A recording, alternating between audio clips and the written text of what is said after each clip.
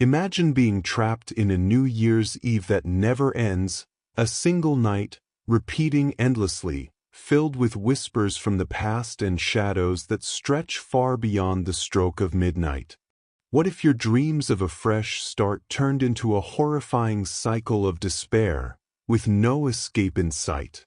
Tonight, we unravel the chilling tale of Evelyn, a young woman caught in a supernatural time loop where Eldoria's dark secrets refuse to rest. Welcome to the Chilling Hour. If you're new here, don't forget to subscribe and hit the bell icon for more haunting tales that will send shivers down your spine. Now, prepare yourself as we delve into the twisted world of The Last Countdown, where time becomes your worst nightmare. The last normal day. The city of Eldoria was bathed in a special glow on that New Year's Eve. The streets were adorned with twinkling lights, while wreaths shimmered under the lampposts. Families carried last-minute bags, children laughed around an improvised Santa in the central square, and the sound of festive music filled the air. There was an almost palpable energy of hope, as if the turning of the year could erase all the failures and regrets of the past. Evelyn, however, did not feel that contagious joy. She walked through the streets with hesitant steps, holding a bottle of wine she had bought more out of obligation than desire.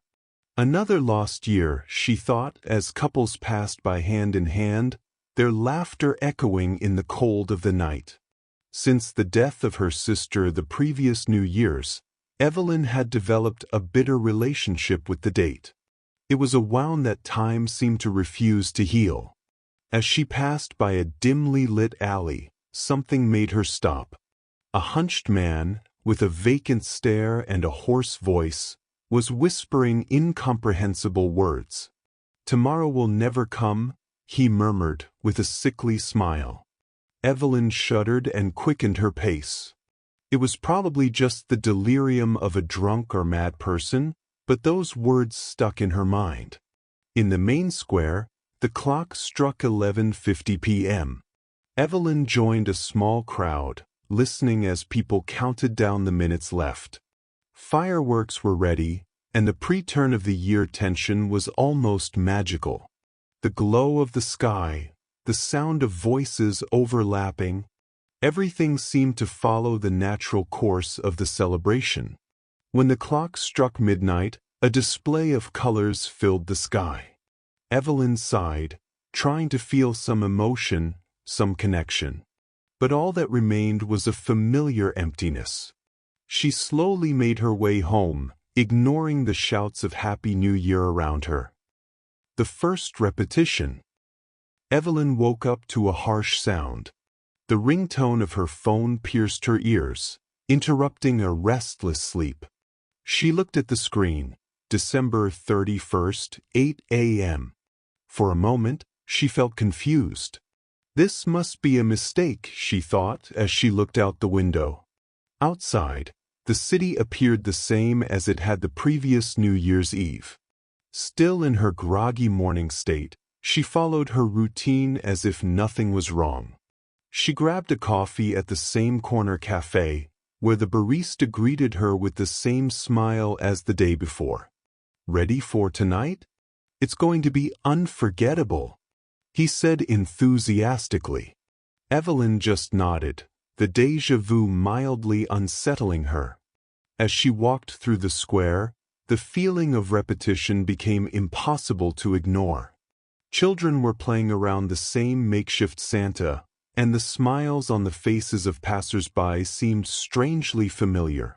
Even the homeless man in the alley was muttering the same words as before. "Tomorrow will never come." Evelyn stopped, staring at him. "You said that yesterday, didn't you?" The man simply let out a rough laugh, which echoed in her ears.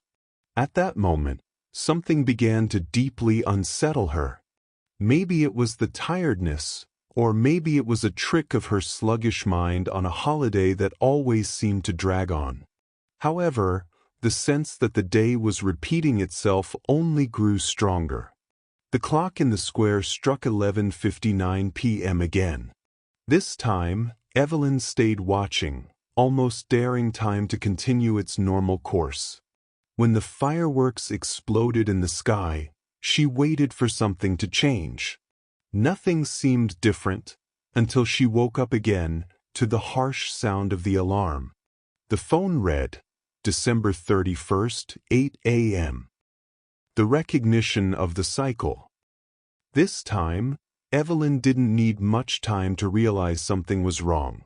As soon as the alarm went off and she looked at her phone, a chill ran down her spine. Everything seemed identical to the previous day, the same sounds in the street, the same rays of sunlight entering the window at a perfect angle. She dressed hastily and left the house, determined to test the reality that seemed to fold in on itself.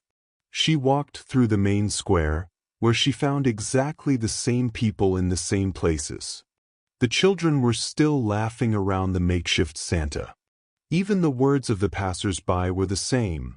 An old lady complaining about the cold, a young man laughing loudly at a joke that seemed to be repeated. Evelyn watched it all with a fixed gaze, as if trying to find a crack in what appeared to be a theatrical set.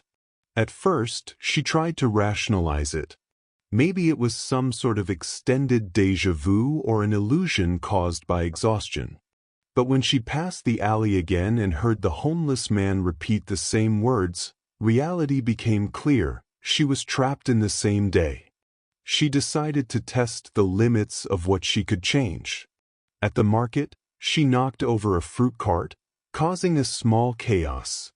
Still, in the next repetition, everything was back in place. She tried driving out of the city, but somehow, the road always brought her back to the center. Evelyn began to notice subtle changes. A vendor who had smiled in the first cycle now seemed indifferent. A dog in the street that had once wagged its tail was now growling. With each restart, the environment grew stranger, as if something was disintegrating. That night, while the fireworks exploded in the sky for the third time, Evelyn felt a knot in her stomach. When she woke up, the clock read again, December 31st, 8 a.m. Discovering the past. When Evelyn woke up in the next cycle, she was determined to find answers. The feeling that the entire city was sinking into a spiral of repetition and decay became more suffocating with each restart. With each cycle, the scene grew darker. The Christmas lights flickered irregularly, some burning out completely, and the smiles of the residents seemed forced, almost grotesque.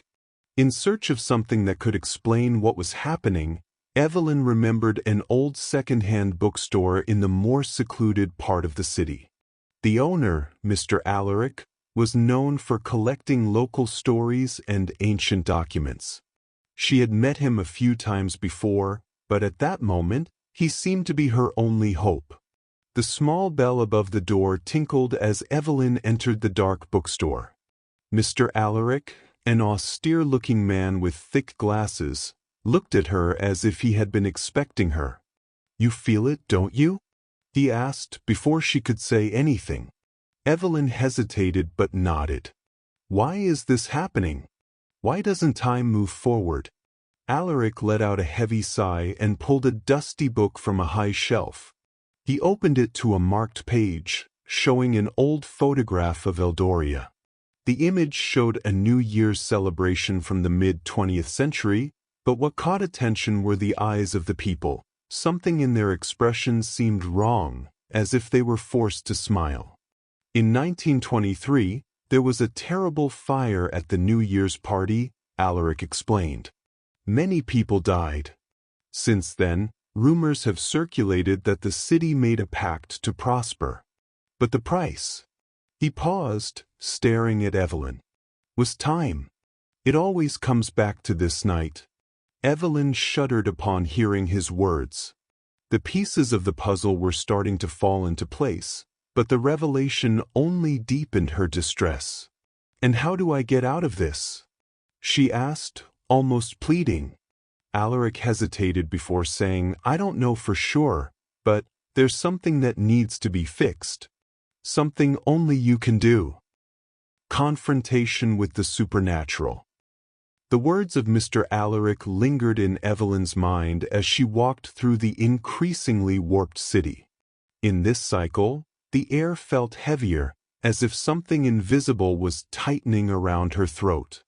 The Christmas lights, once bright, now flickered between blood-red and complete darkness. The people, once cheerful, now had expressionless faces, almost lifeless, moving like automatons. Following her intuition and the fragmented clues from Alaric, Evelyn returned to the place where the 1923 fire supposedly began, an abandoned ballroom on the outskirts of the city. The structure was in ruins, but as she crossed the creaking doors, she felt an overwhelming presence, as if the place itself was alive. In the center of the ballroom, an antique pendulum clock marked 11:50, frozen in time. Every cycle, Evelyn had seen that same time in the square, but here, standing before the object, she felt it was the epicenter of the curse. Beneath the clock, a strange symbol was etched into the floor, a mixture of ancient runes and macabre drawings, as if they were an invitation to something supernatural. Suddenly, the temperature dropped drastically, and a hoarse voice echoed through the ballroom. "You shouldn't be here," said the entity, manifesting as a grotesque shadow that seemed to constantly shift its form. "Time belongs to me now." Terrified, Evelyn tried to retreat, but the door behind her slammed shut on its own. It was as if the clock and the entity were part of the same force. "Why are you trapping me here?" she shouted, trying to sound braver than she felt. The entity laughed, a cold and cutting sound. "You carry the key to the end, but also to the beginning." Evelyn realized that the sacrifice Alaric had mentioned would be inevitable. "What do you want from me?" "Memory, soul, or blood," replied the shadow. "The choice is yours, but no door opens without paying the price." She looked at the clock and instinctively knew she had to act before it struck midnight again. As the countdown echoed in the back of her mind, Evelyn moved forward, determined to face her fate, whatever the cost. The illusion of end. The clock seemed to pulse with its own energy, each tick resonating like a warning. Evelyn didn't know how much time had passed since the entity confronted her, but she felt like she was nearing the end. Or was it the beginning? The line between the two seemed increasingly thin, and the weight of the decision regarding the sacrifice consumed her. The shadow in front of her stretched and shrank, changing into something even more grotesque and terrifying. Its cold laughter echoed in her ears, as if the entity were feeding off the fear Evelyn tried to hide. She looked around, trying to find an escape, but the ballroom seemed to expand infinitely, with walls curving in impossible ways. The clock, now, seemed to be in every direction. "You can try to escape," said the entity, "but you will always return to this moment, because here, time does not exist. There is no end or beginning." The voice seemed to laugh at itself, as if it were feeding off Evelyn's desolation. She squinted, trying to concentrate. Something was wrong. If time was truly trapped, if the cycle would never end, what should she do to break it? What was it waiting for her to understand? In a moment of clarity, Evelyn remembered Mr. Alaric's words. "You carry the key to the end, but also to the beginning." That's when everything made sense. She wasn't there to destroy the entity, but to accept what it was, a reflection of everything Eldoria had become, a tangle of regrets, guilt, and unhealed scars. The city, with all its sins, was trapped at that same point in time, waiting to be freed. Without hesitation, Evelyn knelt before the shadow and closed her eyes, no longer resisting. She offered what the entity wanted, her memory, her recollections of what the city and she had been. As she did so, she felt a wave of energy coursing through her body, as if time was finally collapsing. When her eyes opened again, everything was quiet. The clock had stopped. Evelyn opened her eyes and found herself in the same ballroom where it all began. But now, something was different. The suffocating sensation had vanished, and the atmosphere felt lighter, more real. The clock, which had once been the center of all terror, stood still, without a hint of vibration, as if it had lost all of its power. The entity, which had once dominated the space, was absent. The air, which had been cold and thick, now felt fresh, breathable. She rose slowly, still trying to understand what had happened.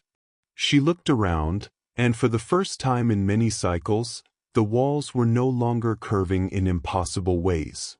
The abandoned ballroom now seemed like any other place, a place where time had, somehow, been restored. Or perhaps, simply transformed. Evelyn took a step forward, and as she did, she felt a gentle breeze.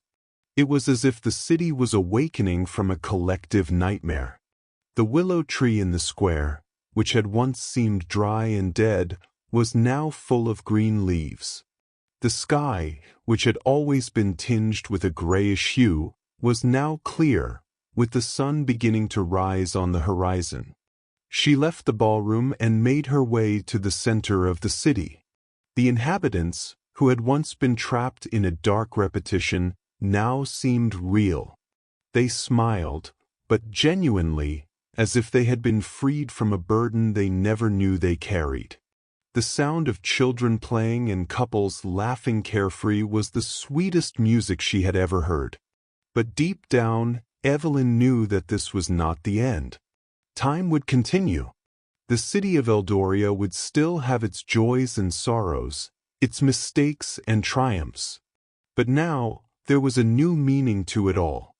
The repetition had been broken, not because time had been destroyed, but because, at last, everyone had learned to live with it. Evelyn took a deep breath, feeling the fresh breeze of a new beginning. She looked up at the sky and, for the first time in a long time, smiled. The new year was no longer just a date, it was a chance to start over. The last fireworks exploded in the sky, no longer as a mark of a cycle closing, but as a symbol of release. New Year's Eve now was a gift, a moment where the future was no longer a burden to be repeated, but a promise to be lived. What would you do if trapped in a countdown with no escape? Let us know in the comments below. We'd love to hear your thoughts. If you enjoyed this chilling tale, make sure to give it a thumbs up, share it with someone who loves a good scare, and of course, subscribe to the Chilling Hour for more stories that will haunt your nights. Until next time, remember, midnight holds its secrets, and some countdowns are best left unanswered.